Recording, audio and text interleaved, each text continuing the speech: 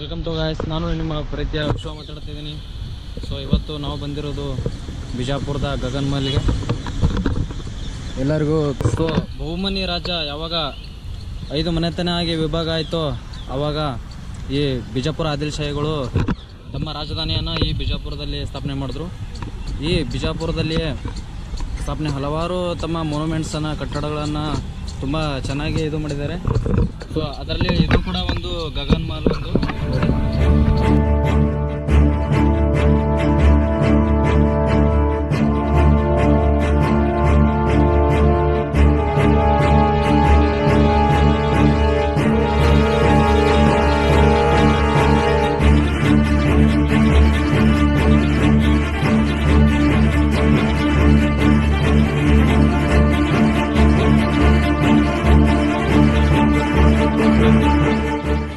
ಈ ಗಗನ್ ಮಹಲ್ನ ಒಂದು ವಿಶೇಷ ಏನಂದರೆ ಈ ಗಗನ್ ಮಹಲ್ ಕೂಡ ಒಂದು ದರ್ಬಾರ್ ಮಹಲ್ ಅಂತಲೂ ಕರೀತಾರೆ. ಅಂದರೆ ಇಲ್ಲಿಯ ರಾಜರು ಪ್ರಮುಖವಾಗಿ ಅಂದರೆ ಏನಾದರೂ ನಮ್ಮಲ್ಲಿ ಫಂಕ್ಷನ್ ಅದು ಮಾಡ್ತಾರಲ್ಲ, ಸೊ ಏನಾದರೂ ನೃತ್ಯ ಅದು ಕಲೆ ಆಗಿರ್ಬೋದು, ಯಾವುದೇ ಒಂದು ಕಾಂಪಿಟೇಷನ್ ಈ ಥರ ಇದ್ರೂ ಕೂಡ ರಾಜ ಮಹಾರಾಜರು ಇಲ್ಲೇ ತಮ್ಮ ಸಭೆಯನ್ನು ಏರ್ಪಡಿಸಿ ಎಲ್ಲ ಏರ್ಪಾಟನ್ನು ಮಾಡ್ತಿದ್ರು.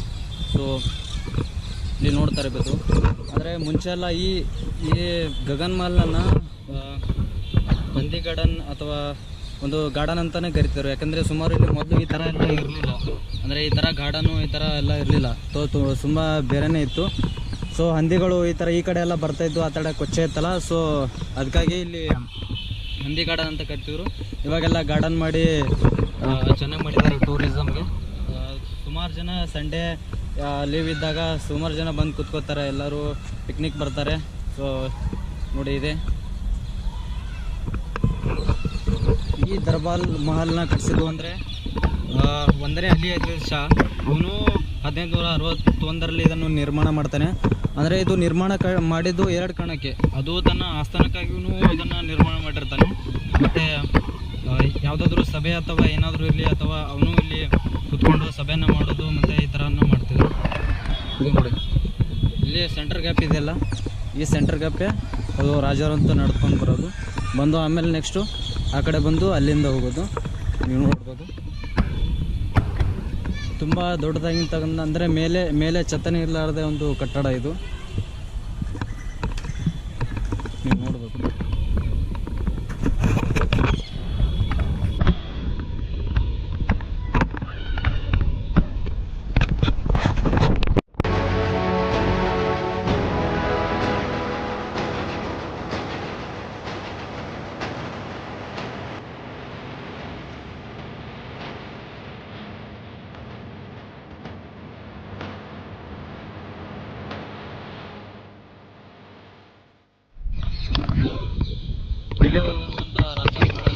ಕೂತ್ಕೊಳ್ಳೋಂಥ ಒಂದು ಸೀಟದು. वो नीचे के लो, नहीं तो उधर के लो. गिरता है, नीचे गिरता है ना. ನೀವು ನೋಡ್ಬೋದು ತುಂಬ ದೊಡ್ಡದಾಗಿದೆ. ಅಲ್ಲಿ ಫುಲ್ಲು ತುಂಬ ಹೈಟಾಗಿ ಕಾಣಿಸುತ್ತೆ. ಅಂದರೆ ನಾವು ಅಲ್ಲಿ ತುಂಬ ಚೆನ್ನಾಗಿ ಹೈಟ್ ಇದೆ. ಇಲ್ಲಿ ನೋಡಿ ರಾಜರು ಶ್ರೀಲಂಕಾಗೆ ಬರೋದು, ಅಂದರೆ ಸೆಂಟ್ರಲ್ಲಿ ಯಾವುದೇ ಥರ ಮೆಟ್ಲಿಲ್ಲ. ಸೊ ರಾಜರು ಅಥವಾ ಯಾರಾದರೂ ಬಂದರೆ ಸೆಂಟ್ರಿಂದ ಯಾರೂ ಬರ್ತಿರಲ್ಲ. ಇಲ್ಲಿ ನೋಡಿ ಸೆಂಟ್ರು ಈ ಥರ ಇದೆ. ಅವರು ಬರೋದಾದರೆ ಈ ಕಡೆಯಿಂದನೇ ಬರ್ತಿದ್ರು. ಇಲ್ಲಿ ಒಂದು ಮೆಟ್ಲಿದೆ ಮತ್ತು ಆ ಕಡೆ ಒಂದು ಮೆಟ್ಲಿದೆ. ಆ ಮೆಟ್ಲಿಂದನೇ ಇಲ್ಲಿ ಬಂದು ಅವರು ಹೀಗೆ ಬಂದು ಅಲ್ಲಿ ಕೂತ್ಕೊಳ್ತಾರೆ. ಅವರು ಆಸ್ಥಾನ ನೋಡಿ ಅಲ್ಲಿದೆ.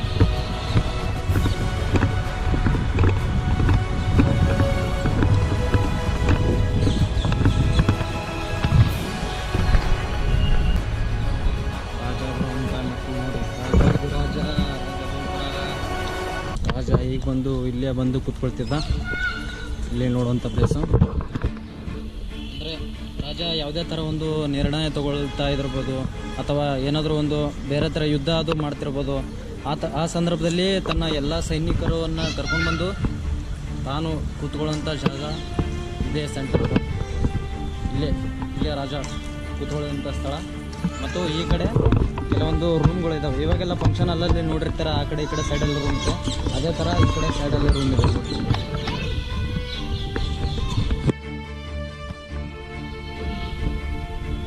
ಒಳಗಡೆ ಫುಲ್ ಖಾಲಿ ಎಲ್ಲ ಜಾಲಿ. ಮತ್ತು ಈ ಕಡೆ ಒಂದು ಎಂಟ್ರೆನ್ಸ್ ಇದೆ. ಅಂದರೆ ಇಲ್ಲೆಲ್ಲ ಲೈಟ್ಸ್ ಎಲ್ಲ ಹಾಕಿ ಮುಂಚೆಲ್ಲ ವಿದ್ಯುತ್ ಇರಲಿಲ್ಲಲ್ಲ, ಲೈಟ್ಸ್ ಎಲ್ಲ ಹಾಕಿ ದೀಪಗಳನ್ನು ಬೆಳಗ್ಗೆ ಇಲ್ಲೇ ಇಡ್ತಾಯಿದ್ರು. ಸೊ ನೋಡ್ಬೋದು. ಮತ್ತು ಅಲ್ಲಿ ಕಾಣುವಂಥ ಮೇಲ್ನೆ ಮಗಡಿ ಅಂದರೆ ದೊಡ್ಡ ಗಣ್ಯ ವ್ಯಕ್ತಿ ಎಲ್ಲ ಬರ್ತಾರಲ್ಲ, ಸೊ ಅವರಿಗೋಸ್ಕರ ಅಲ್ಲಿ ಒಂದು ಕಟ್ಟಿರುವಂಥ ಒಂದು ಇದು ಅಂದರೆ ಅದ್ರ ಮೆಟ್ಲು ಹಿಂದ್ಗಡೆನೇ ಇದೆ, ಅದು ತೋರಿಸ್ತೀನಿ ನಿಮಗೆ. ಅಂದರೆ ರಾಜ ಪ್ರಮುಖವಾಗಿ ಒಂದು ಕೆಲವೊಂದು ಏನಾದರೂ ತೊಗೊಳ್ತಾ ಇರ್ಬೋದು, ಏನಾದರೂ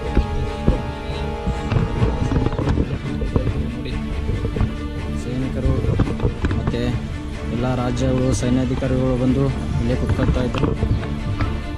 ತುಂಬ ಚೆನ್ನಾಗಿತ್ತು. ಇಷ್ಟು ದೊಡ್ಡ ಮೇಲೆ ಕುಂತು ಒಂದು ನಿರ್ಣಯವನ್ನು ತೆಗೆದುಕೊಳ್ತಿದ್ದ.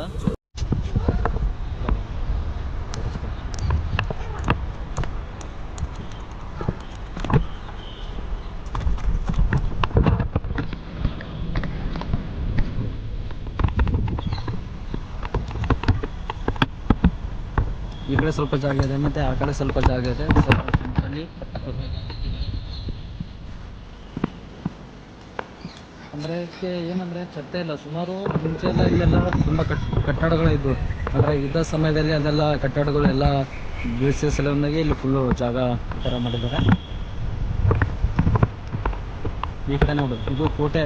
ಇದು ಒಂದು ಕೋಟೆ ಒಂದು ಭದ್ರತೆಗೋಸ್ಕರ ಒಂದು ಕಾಂಪೌಂಡ್ ಥರ ಮಾಡಿದ್ದಾರೆ.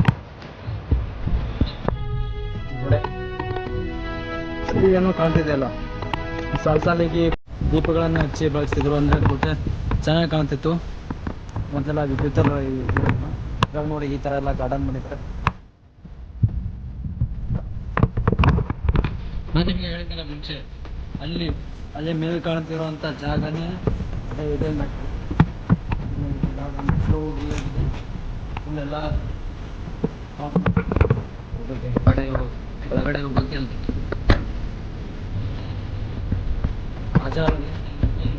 ಇಲ್ಲೇ ಮೇಲೆ ಮಾತಾಡ್ತಾ ಇದ್ರು. ಸೊ ಇದು ನೋಡಿ ಕಮೆಂಟ್ ಮಾಡಿ. ಮತ್ತು ನೀವು ಅಂದರೆ ಹೇಳೋಕೆ ಆಗಲ್ಲ, ತುಂಬ ಚೆನ್ನಾಗಿದೆ, ನೋಡಿದ್ರೆ ಚೆನ್ನಾಗಿರುತ್ತೆ. ಮತ್ತು ಹಿಂದೆ ಸ್ವಲ್ಪ ಇದು ಜಾಗ ಮಾಡ್ತಿದ್ದಾರೆ.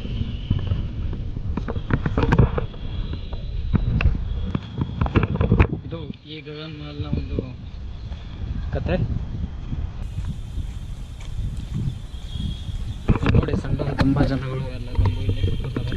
ಒಂದು ಪ್ರಶಾಂತವಾದ ಸ್ಥಳ, ಪೀಸ್ಫುಲ್ಲು.